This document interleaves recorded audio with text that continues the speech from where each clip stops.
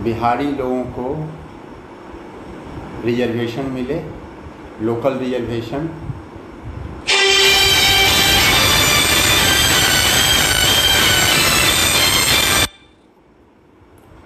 Domicile policy होनी चाहिए, domicile नीति होनी चाहिए।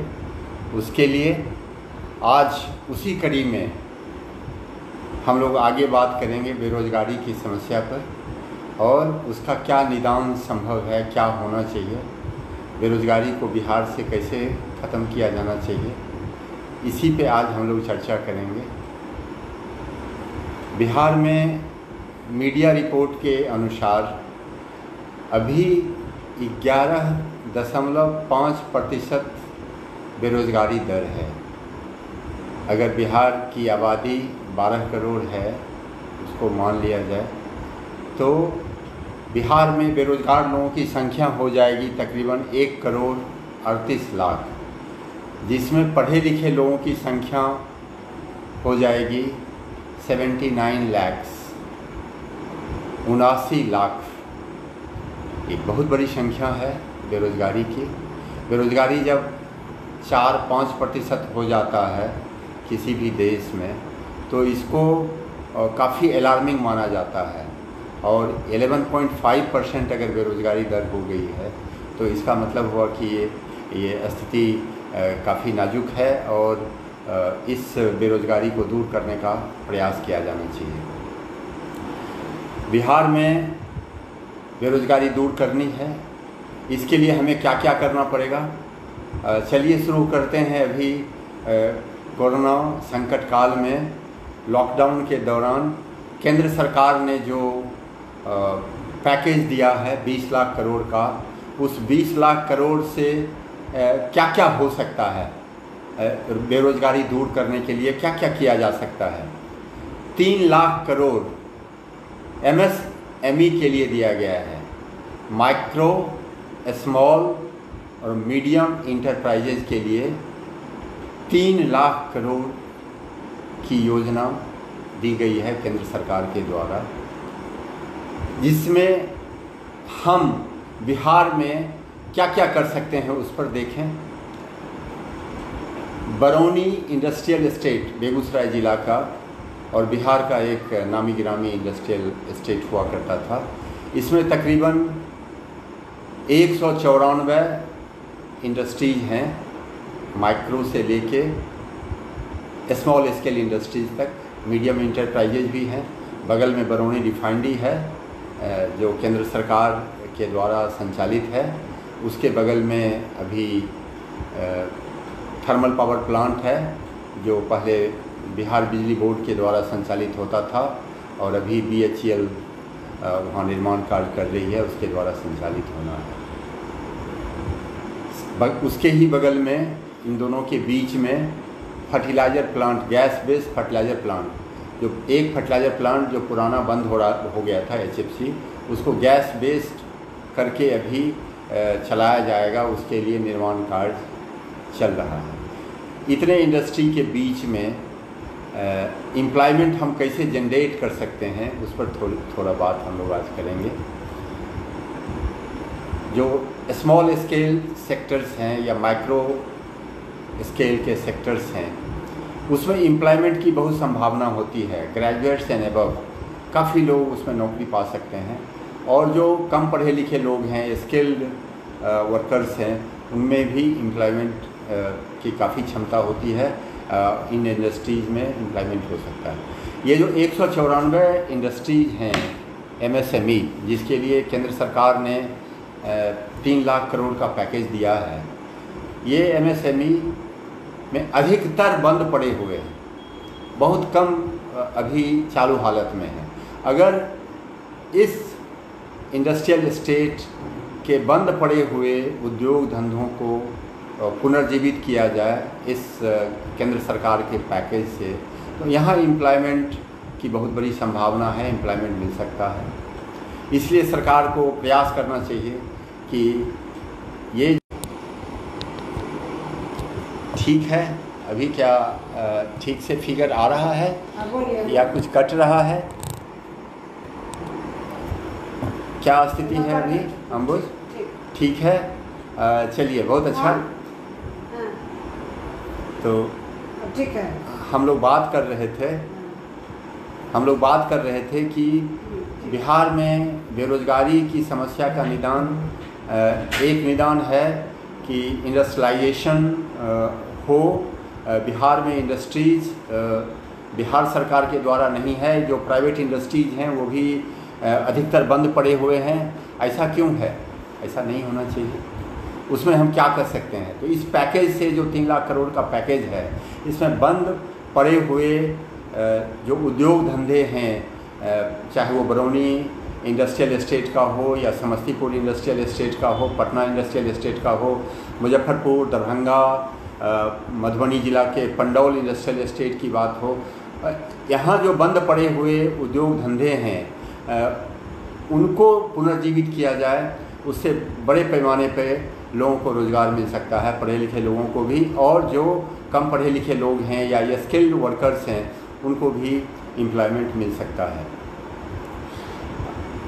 ये एम्प्लॉयमेंट किस तरह से जनरेट होगा, कैसे होगा, इस पर भी थोड़ा बात करना चाहिए। बंद पड़े हुए उद्योगों को कैसे हम चालू कर सकते हैं, उसको भी देखें।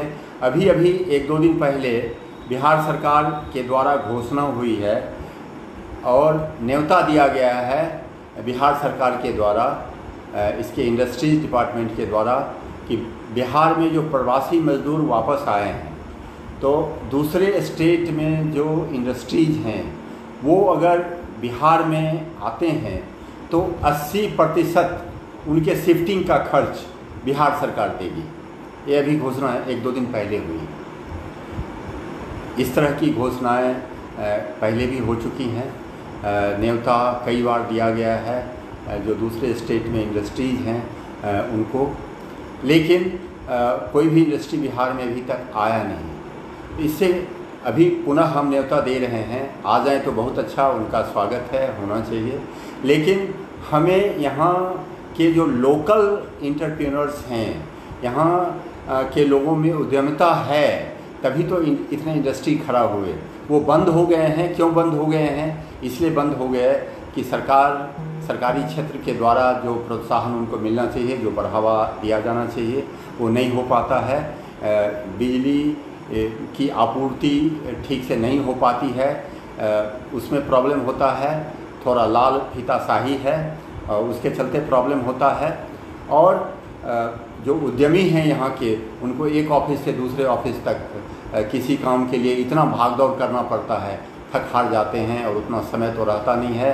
अगर इंडस्ट्री कोई भी चला रहे हैं या कोई भी ऑर्गेनाइजेशन चला रहे हैं तो उसमें तुरंत डिसीजन चाहिए, और वो डिसीजन अगर नहीं हो पाता है तुरंत तो इंडस्ट्री फेल कर जाती है। मुझे याद है मेरे एक मित्र जिन्होंने बरौनी में बड़े शौक़ से बरौनी इंडस्ट्रियल एस्टेट में लगाया था, झाजी हैं, दीनानाथ झा उनका नाम है, आइसक्रीम की फैक्ट्री लगाई थी और बिजली डिपार्टमेंट ने इतना उनको तंग किया कि उनका सारा आइसक्रीम वो गल जाता था, उनका लाइन ही काट देता था। फिर उन्हें कोर्ट जाना पड़ा, क्या करना पड़ा, इंडस्ट्री बंद पड़ी हुई है आज। तो अगर ये स्थिति होगी तो क्या होगा? कैसे यहाँ के में उद्यमता विकास कैसे होगा? हम बाहर के लोगों पर भरोसा नहीं कर सकते, वो आएंगे नहीं। कई बार न्योता हमने दिया, वो आते नहीं हैं। तो यहाँ के जो लोकल रिसोर्सेज हैं, यहाँ के जो लोकल एंटरप्रेन्योर्स हैं, यहाँ के जो उद्यमी हैं बिहार के, जो बाहर जाके काम करते हैं, वैसे लोग ज़्यादा प्रभावकारी होंगे। और उसमें से बहुत बड़ी संख्या में जो हमारे पास प्रवासी मजदूर आए हैं, उसमें बहुत सारे स्किल्ड वर्कर्स हैं। इन स्किल्ड वर्कर्स के द्वारा काफ़ी सहायता मिल सकती है, उनको एम्प्लॉयमेंट भी मिलेगा और यहाँ की जो लोकल इंडस्ट्रीज है उसको चालू किया जा सकता है फिर से। लेकिन इसमें सरकार के प्रोत्साहन की बहुत ज़रूरत है। सरकार से यह अनुरोध होगा कि बाहर वालों पर हम उतना भरोसा ना करें जितना हमारा जो लोकल रिसोर्स है उस पर हम भरोसा करें। जो बिहार के लोग हैं, जो बिहार में रहते हैं, बिहार के मिट्टी में, हवा में, पानी में जो घुले मिले हैं, जो यहाँ के टेरेन में बिल्कुल हैबिचुएटेड हैं, वैसे लोग ही यहाँ अधिकतर टिकते हैं। दूसरी जो समस्या आती है बिहार के उद्यमियों को, वो है कानून व्यवस्था की समस्या। कानून व्यवस्था को ठीक करना पड़ेगा। यहाँ अगर यहाँ के इंडस्ट्रीज़ या जो इंडस्ट्रियलिस्ट हैं उनसे अगर रंगदारी मांगा जाएगा, अगर रंगदारी नहीं दें तो उनके साथ फिर दूसरे तरह से लोग पेश आते हैं। कई बार इंजीनियर की हत्या हो गई है, रोड कंस्ट्रक्शन प्रोजेक्ट के इंजीनियर्स की हत्या हो गई है। तो कानून व्यवस्था की स्थिति ठीक होगी तभी तो बाहर के भी लोग आएंगे और यहाँ के भी जो उद्यमी हैं वो साहस करेंगे कि नहीं, हम बिहार में कुछ करें और बिहार का विकास करें। तो बेरोज़गारी अगर दूर करनी है तो सरकार या जो बिहार की आंतरिक समस्याएं हैं, कानून व्यवस्था की समस्या लेके आप आपस के एक डिपार्टमेंट से, इंडस्ट्री डिपार्टमेंट का, इलेक्ट्रिसिटी डिपार्टमेंट से या दूसरे डिपार्टमेंट से या श्रम मंत्रालय से जब जो समस्या आती है उसको सॉल्व करना चाहिए। सरकार जो छोटे उद्यमी हैं उनके लिए जो उनका प्रोडक्ट है उस प्रोडक्ट को बहुत दूर तक वो मार्केटिंग नहीं कर पाते हैं, सेलिंग नहीं कर पाएंगे, उतना उनके पास रिसोर्स नहीं होता है। तो उसके लिए सरकार के जो इंडस्ट्री डिपार्टमेंट है उसमें एक सेल होना चाहिए जो मार्केटिंग कर सके।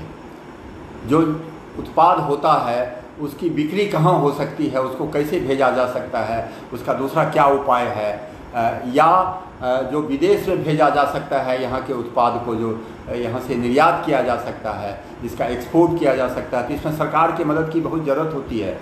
कोई भी प्रदेश तभी इंडस्ट्रियलाइज होता है जब वहाँ की सरकार बिल्कुल उस पर लग जाती है, उसको बढ़ावा देती है इंडस्ट्रीज़ को, और उनकी जो समस्याएं आती हैं उद्यमियों को, उन समस्याओं को तुरंत दूर करती है उन समस्याओं को, तभी वहाँ इंडस्ट्री का विकास हो पाता है। तो बिहार में भी हमें यह करना पड़ेगा और तभी बिहार में इंडस्ट्रीज़ लग सकता है, या जो बंद पड़े हुए इंडस्ट्री हैं वो पुनः उनको चालू किया जा सकता है और उससे एम्प्लॉयमेंट का जनरेशन बहुत बड़े पैमाने पर हो सकता है। निश्चित रूप से और बड़े बड़े इंडस्ट्रीज भी हैं यहाँ पर, जैसे शुगर मिल। बिहार में शुगर मिल 28 हैं, जिसमें से आपको आश्चर्य होगा जान के कि 19 शुगर मिल बंद पड़े हुए हैं। हसनपुर शुगर मिल बगल में है जो प्राइवेट सेक्टर का है, वो चल रहा है। आपके बगल में समस्तीपुर शुगर मिल है जो बरसों से बंद पड़ा हुआ है। सकरी शुगर मिल है मिथिलांचल के, ये दो बड़े बड़े शुगर मिल थे। यहाँ ईख का उत्पादन होता है बड़े पैमाने पे। अब लोगों ने धीरे धीरे छोड़ दिया है, थोड़े से लोग करते हैं और उनका ईख बचा रह जाता है। हसनपुर चीनी मिल उसको कंज्यूम नहीं कर पाता है। हमारे किसान भाइयों के लिए ये सुअवसर होगा अगर ये बंद पड़े हुए चीनी मिल को पुनः चालू किया जा सके। अगर सरकार से नहीं हो सकता है, सरकारी क्षेत्र में कोई प्रॉब्लम है, तो कोऑपरेटिव सिस्टम बना के यहाँ बिहार के जो उद्यमी हैं उनको कुछ पैकेज दे के इन शुगर मिल को अगर शुरू किया जाए तो वहाँ भी एम्प्लॉयमेंट हो सकता है। मुक्तापुर का जूट मिल है जो बरसों से बंद पड़ा हुआ है। इस जूट मिल में बहुत सारे लोग एम्प्लॉयड थे, पढ़े लिखे लोग, और जो स्किल्ड वर्कर हैं वो भी, जो दैनिक भोगी मजदूर हैं वो भी, बहुत बड़े पैमाने पर एम्प्लॉयमेंट था मुक्तापुर जूट मिल में। अभी पर्यावरण की समस्या आ रही है। पर्यावरण के चलते ही हम कोरोना जैसे महामारी का संकट भी झेल रहे हैं। तो इस पर्यावरण को अगर ठीक करना है तो हमें क्या करना होगा? हमें प्लास्टिक को छोड़ना होगा, जूट पर हमें अधिक भरोसा करना होगा, जूट बैग का यूज़ करना होगा। हमारे बिहार में जूट मिल है, सब कुछ पड़ा हुआ है, लेकिन वो बंद पड़ा हुआ है। सरकार अगर इसमें थोड़ा सा कोशिश करे, अभी जो केंद्र सरकार ने पैकेज दिया है उस पैकेज का उपयोग करे और इन बंद पड़े हुए शुगर मिल और जूट मिल को चालू करवाया जा सके, इसको पुनर्जीवित किया जा सके, तो बड़े पैमाने पर यहाँ भी बिहार के लोगों को एम्प्लॉयमेंट मिल सकता है। 20 लाख करोड़ के पैकेज का एक बड़ा हिस्सा कृषि के लिए भी है। MSME के लिए 3 लाख करोड़ था और मनरेगा के लिए 40,000 करोड़ है, जिसको अभी केंद्र सरकार ने बढ़ा के 100,000 करोड़ तक ले गई है। मनरेगा से बहुत बड़े पैमाने पर एम्प्लॉयमेंट मिलता है। ये मिथिलांचल में मनरेगा का बहुत बढ़िया से उपयोग किया जा सकता है एम्प्लॉयमेंट जनरेशन के लिए। मिथिलांचल के क्षेत्र पोखरों से भरे पड़े हैं। मधुबनी, दरभंगा में तो पोखरों की भरमार है। जहाँ मत्स्य पालन हो सकता है। मत्स्य पालन के लिए भी केंद्र सरकार ने 20,000 करोड़ का पैकेज दिया हुआ है। तो ये मत्स्य पालन हम करवा सकते हैं, इन दोनों ज़िलों में बहुत बढ़िया से करवा सकते हैं। उसके साथ साथ मखाना की खेती, तो मनरेगा और मत्स्य पालन को हम कैसे इंटीग्रेट कर सकते हैं। जो पोखर हैं, अधिकतर पोखर में गाद हो जाने के कारण पानी का जमाव नहीं हो पाता है। तो मनरेगा में जो मिला है फंड, उस फंड से इन पोखरों को पुनर्उद्धार किया जा सकता है, उसके गाद को निकाला जा सकता है। जहाँ जहाँ भी झील हैं या पोखरे हैं जहाँ मछली का पालन पहले होता था और अभी भी हो सकता है, और मखाना के लिए केंद्र सरकार ने दिया हुआ है पैकेज। मखाना के लिए तकरीबन कितना 500 करोड़ के आसपास कुछ दिया हुआ है। हर्बल कल्टीवेशन के लिए 4,000 करोड़ दिया हुआ है। मधुमक्खी पालन के लिए 500 करोड़ दिया हुआ है। तो ये जो पैकेज अभी आया है, आपदा को हम लोग बदल सकते हैं अवसर में। बिहार के लिए हमारे प्रधानमंत्री बार बार कहते हैं आपदा को बदलिए अवसर में, तो ये एक सुअवसर है हम लोगों के लिए, बिहार के लिए कम से कम। और एनडीए की सरकार है बिहार में भी, केंद्र में भी, तो अभी तालमेल भी बहुत अच्छा है। अगर हम इस पैकेज का उपयोग कर सके तो बिहार में एम्प्लॉयमेंट जनरेशन हो सकता है, बहुत बड़े स्तर पर हो सकता है। यहाँ बिहार के युवक जिनको बाहर जाना पड़ता है, दूसरे प्रदेशों में जाना पड़ता है, वो युवक बिहार में रह के यहाँ के उद्योग धंधों का विकास करके बिहार का विकास करेंगे, ऐसा मेरा विश्वास है। बिहार के बहुत सारे युवक दूसरे प्रदेशों में आईटी सेक्टर में खास करके मैंने देखा है, बंगलौर में, गुड़गांव में बिहार के युवकों की छोटी छोटी कंपनियां हैं और वो वहाँ कंपनी बहुत बढ़िया से चला रहे हैं। वो अपना प्रोडक्ट अमेरिका को बेचते हैं, उनके प्रोडक्ट आईटी सेक्टर के वो प्रोडक्ट अमेरिका में उनका उपयोग होता है। यहाँ बैठे बैठे कर लेते हैं बंगलौर से अमेरिका, इंग्लैंड, जर्मनी का बिजनेस। तो वो हमारे युवक, हम बिहार में क्यों नहीं वो आ सकते हैं, अपने घर तो वापस आ सकते हैं, निश्चित रूप से आ सकते हैं अगर हम वैसी सुविधा दें उनको।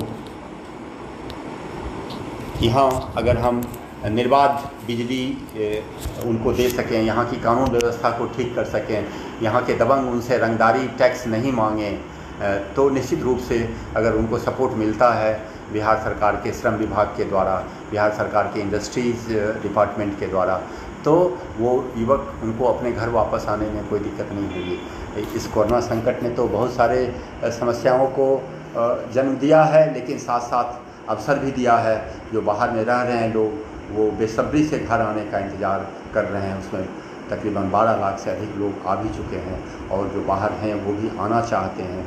उन्हें पता हुआ है कि ये जो ऐसी कोई भी आपदा आती है तो अपना घर सबसे पहले याद आता है और वो अपने घर, अपने माँ बाप, अपने परिवार, अपनी मिट्टी में वापस आना चाहते हैं। तो अगर हम अपने उन युवकों को जो आईटी सेक्टर में कंपनियां चला रहे हैं, बंगलौर में रह के या गुड़गांव में रह के या नोएडा में रह के, वैसे सारे युवक, अगर उनको हम अपने बिहारी युवकों को इनवाइट करें तो बिहारी युवक यहाँ आके कमाल कर सकते हैं।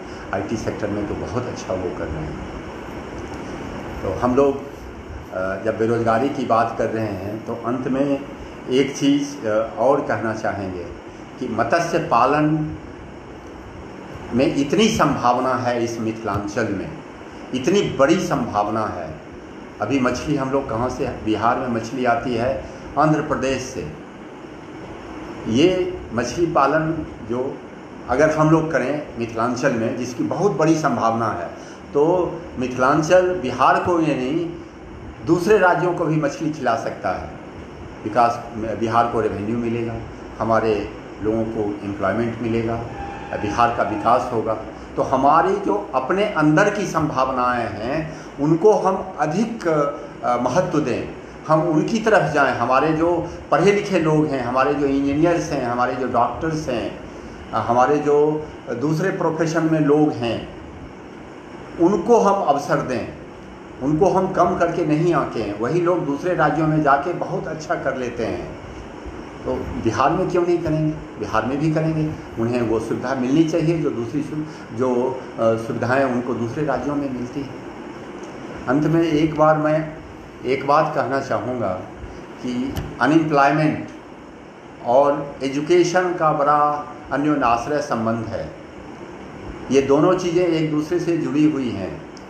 हम अगर अपनी शिक्षा व्यवस्था को ठीक करें तो अनएम्प्लॉयमेंट की बहुत बड़ी समस्या का समाधान हो जाएगा। हमें क्या करना पड़ेगा? हमारा जो एजुकेशन सिस्टम है वो फॉल्टी है।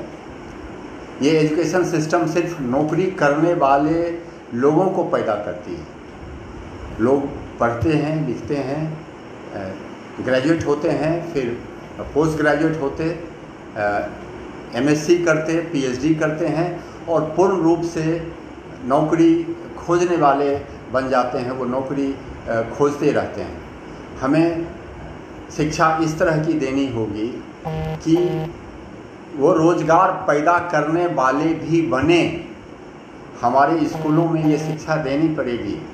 हमें एंटरप्रेन्योरशिप माइंडसेट का करिकुलम एसेंशियली आवश्यक रूप से 9th से लेके 12th तक में हम दे सकते हैं, देना चाहिए। वहीं से बनता है लोगों का बेस, स्कूल से ही बनता है। स्कूल में अगर बच्चे सीख जाएंगे कि सिर्फ शिक्षा का मतलब ये नहीं होता है कि हम नौकरी खोजें पढ़ लिख के। हम शिक्षा का मतलब यह भी होता है कि हम दूसरे को रोज़गार दें, स्वरोजगार करें। अगर एक बच्चा ऐसा निकल गया आपका बिहार से तो वो गूगल बनाएगा, लाखों करोड़ों लोगों को नौकरी देगा, वो एप्पल बना सकता है। संभावना है, मैंने देखा है बच्चों में, बच्चों को पढ़ाते हुए मैंने महसूस किया है कि ये इन बच्चों में काफ़ी संभावना है। तो हम स्कूल के करिकुलम में ही अगर स्वरोजगार या एंटरप्रेन्योरशिप माइंडसेट का एक एसेंशियल पीरियड प्रतिदिन देते हैं बच्चों में, और बच्चे जब तैयार होते हैं, जब आगे बढ़ते हैं, जब हायर एजुकेशन में जाते हैं, तो ये बच्चे ये कमाल कर सकते हैं। ये सरकार की नौकरी पर या किसी प्राइवेट जगह में सिर्फ नौकरी पर आश्रित नहीं होंगे। ये नौकरी खोजने वाले नहीं, नौकरी देने वाले बन जाएंगे। ये आवश्यक है। सरकार को शिक्षा व्यवस्था को ठीक करना चाहिए और शिक्षा व्यवस्था तकरीबन 70 से अधिक प्रतिशत जो शिक्षा पाते हैं बच्चे, वो पब्लिक स्कूलों में पाते हैं। पब्लिक सेक्टर के स्कूलों में जो सरकार के द्वारा संचालित है, पब्लिक एजुकेशन सिस्टम में पढ़ते हैं। तो उस एजुकेशन सिस्टम को अगर हम ठीक करें, उसमें अगर गुणवत्तापूर्ण शिक्षा हम दे सकें बच्चों को, तो बच्चे हमारे कमाल कर सकते हैं। जो पब्लिक एजुकेशन सिस्टम में जो पढ़ते हैं बच्चे, उनमें संघर्ष करने की बड़ी क्षमता होती है। वो बड़े मेहनती होते हैं बच्चे। मैंने महसूस किया है, मैंने देखा है, उनको बहुत नज़दीक से मैंने देखा है। जो पब्लिक स्कूलों में पढ़ते हैं, प्राइवेट स्कूलों में पढ़ते हैं, वो बच्चे थोड़ा सा वेल टू डू फैमिली से आते हैं। तो उन वेल टू डू फैमिली के जो बच्चे हैं, उनसे ज़्यादा वो गरीब बच्चे संघर्षशील होते हैं। वो कमाल कर सकते हैं अगर सरकार की तरफ से प्रोत्साहन मिले उन बच्चों को। ये जो पब्लिक एजुकेशन सिस्टम है, उसको एक चीज़ मैं यहाँ क्लियर कर देना चाहूँगा कि पब्लिक एजुकेशन सिस्टम का मतलब ये नहीं समझें गलती से आप लोग कि वहाँ के शिक्षक नहीं पढ़ा पाते हैं या नहीं पढ़ा सकते हैं या नहीं पढ़ाते हैं। ऐसा नहीं है। वहाँ उस सिस्टम का फॉल्ट है, टीचर का फॉल्ट नहीं है। इसलिए मैं आप सब लोगों से गुजारिश करना चाहूँगा कि एंटी टीचर सेंटीमेंट अपने मन में कभी नहीं लावें। वो शिक्षक भी वैसे ही हैं जैसे प्राइवेट स्कूलों के शिक्षक हैं, दोनों में कोई अंतर नहीं है। लेकिन सिस्टम का फॉल्ट है। पब्लिक एजुकेशन सिस्टम को अगर ठीक करना है, चाहे वो प्राइमरी का हो या मिडिल का हो या हाई स्कूल हो या सीनियर सेकेंडरी सेक्शन हो या कॉलेज हो या पोस्ट ग्रेजुएशन सेक्शन हो, हर जगह इन शिक्षण संस्थानों को आपको स्वायत्तता देनी पड़ेगी। इनको सरकारी नियंत्रण से आपको मुक्त करना पड़ेगा। तभी आपका पब्लिक एजुकेशन सिस्टम ठीक होगा। अभी इनका नियंत्रण सरकार के पास में है या उन अफसरों के पास में है। स्कूलों को स्वायत्तता नहीं है, कॉलेजों में प्रिंसिपल की पोस्टिंग पॉलिटिकल होती है, यूनिवर्सिटी में वीसी की पोस्टिंग पॉलिटिकल होती है, तो हमारा एजुकेशन सिस्टम कैसे ठीक होगा?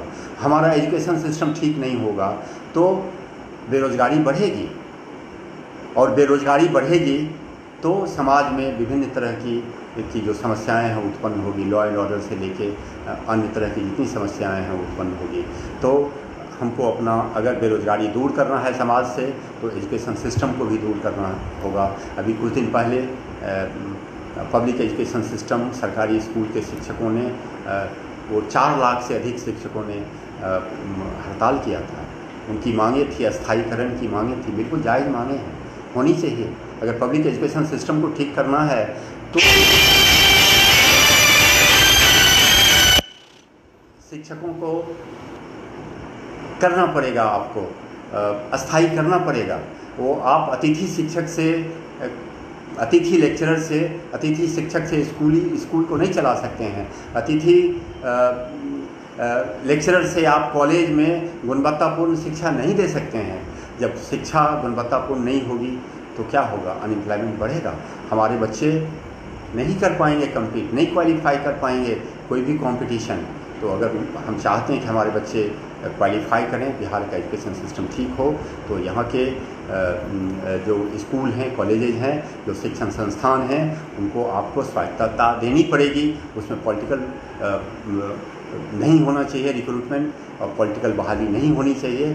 शिक्षा को पॉलिटिक्स से बिल्कुल ही अलग रखना पड़ेगा, तभी हमारी शिक्षा व्यवस्था ठीक होगी। हमारी शिक्षा व्यवस्था ठीक होगी तो बेरोज़गारी की समस्या दूर होगी। अभी बिहार में मैंने कल बात की थी कि लोकल रिजर्वेशन होना चाहिए।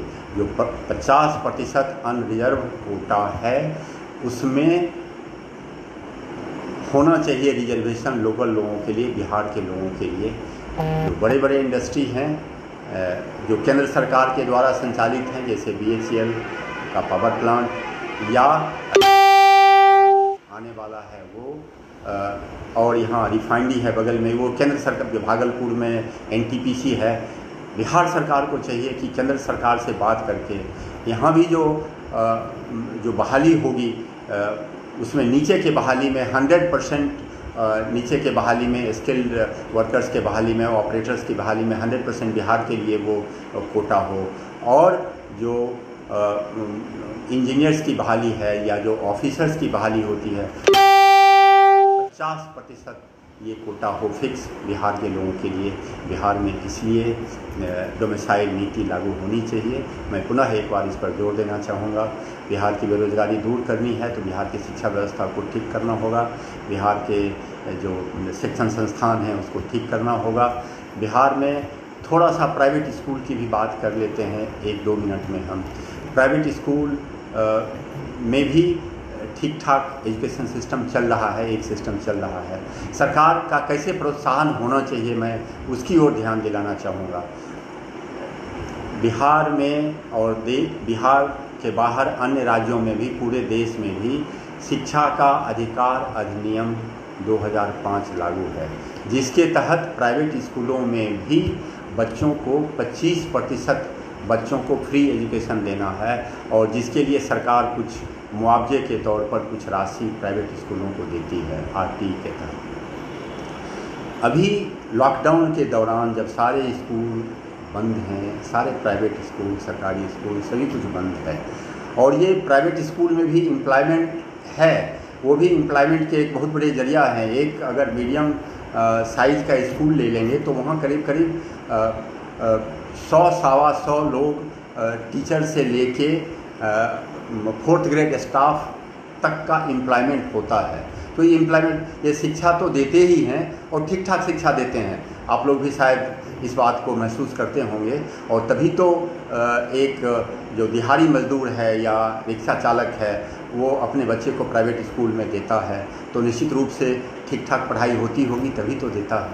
तो ये इन प्राइवेट स्कूलों में एम्प्लॉयमेंट का जनरेशन भी हो रहा है। बहुत सारे लोग एम्प्लॉयड हैं, पढ़े लिखे लोग से लेके बिना पढ़े लिखे लोग भी इसमें एम्प्लॉयड हैं। ये आरटी का पैसा, मैं सरकार के प्रोत्साहन की बात कर रहा हूँ।